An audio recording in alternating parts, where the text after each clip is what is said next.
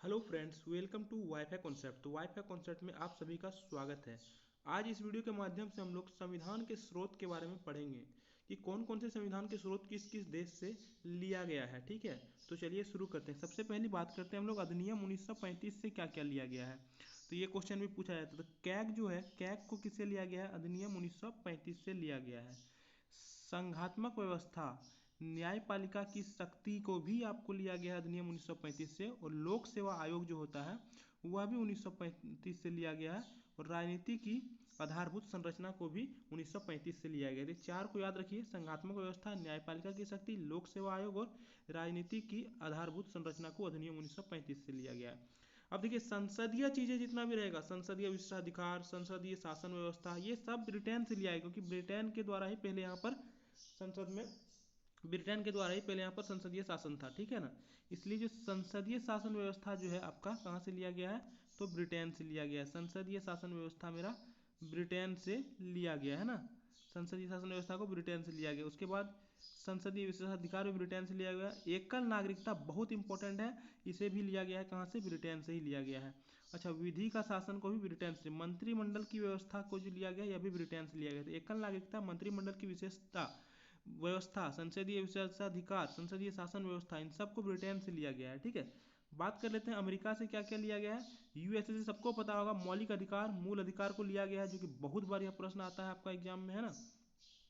साथ ही साथ वहां से लिया गया महाभियोग, महाभियोग की जो प्रक्रिया है यह भी लिया गया अमेरिका से ही। ठीक है, साथ ही साथ आपका जो संविधान की सर्वोच्चता है, न्यायिक पुनराविलोकन है, ये सब यूएसए से लिया गया है। राष्ट्रपति का निर्वाचन भी आपका यूएसए से लिया गया है। और प्रस्तावना जरूर याद रखिएगा, प्रस्तावना को भी यूएसए से लिया गया है। और उपराष्ट्रपति का चुनाव भी यूएसए से लिया गया है। ठीक है, तो इतना याद रखना है। कनाडा से क्या क्या लिया गया है?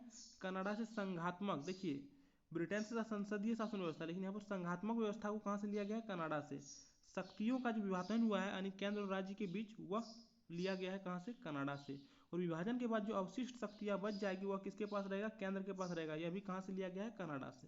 तो ये तीन चीजें हैं। ठीक है, आयरलैंड से क्या लिया गया है? तो देखिए, आयरलैंड से राज्य के नीति निर्देशक तत्व को लिया गया है। ठीक है, आयरलैंड से क्या लिया गया है? राज्य के नीति निर्देशक तत्व को लिया गया है आयरलैंड से, याद रखना है।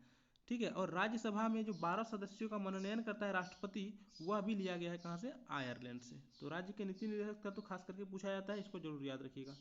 अच्छा, दक्षिण अफ्रीका से संविधान में जो संशोधन किया जाता है ना, वह दक्षिण अफ्रीका से लिया गया था। ठीक है, हम लोग जो संविधान में संशोधन करते हैं कहाँ से?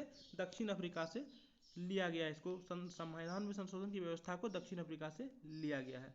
अच्छा, फ्रांस से क्या लिया गया है? तो फ्रांस से आपका लिया गया है समानता, स्वतंत्रता, बंधुता और गणतंत्र। यह क्वेश्चन बहुत बार एग्जाम में आते हैं, जरूर याद रखिए कि फ्रांस से क्या लिया गया है?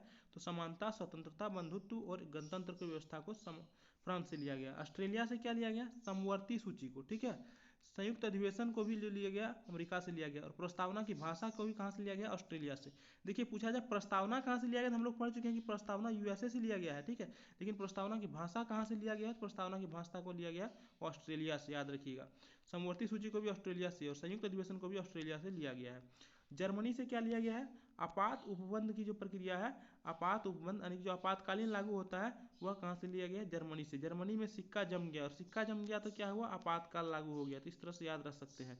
तो आपातकालीन व्यवस्था को कहाँ से लिया गया? जर्मनी से लिया गया है। रूस से क्या लिया गया? मौलिक कर्तव्य, मूल कर्तव्य जो है यह रूस से लिया गया है। ठीक है, रूस से लिया गया है मूल कर्तव्य को। तो इतना याद रखना है। तो ये इंपॉर्टेंट चीजें थी यहाँ पर। एक साथ आप लोग स्क्रीनशॉट भी ले सकते हैं। ठीक है, एक साथ आप लोग स्क्रीनशॉट भी ले सकते हैं, आप ले लीजिए। और वीडियो कैसा लगा आप लोग लाइक कमेंट करके जरूर बताइएगा। मिलते हैं नेक्स्ट वीडियो में।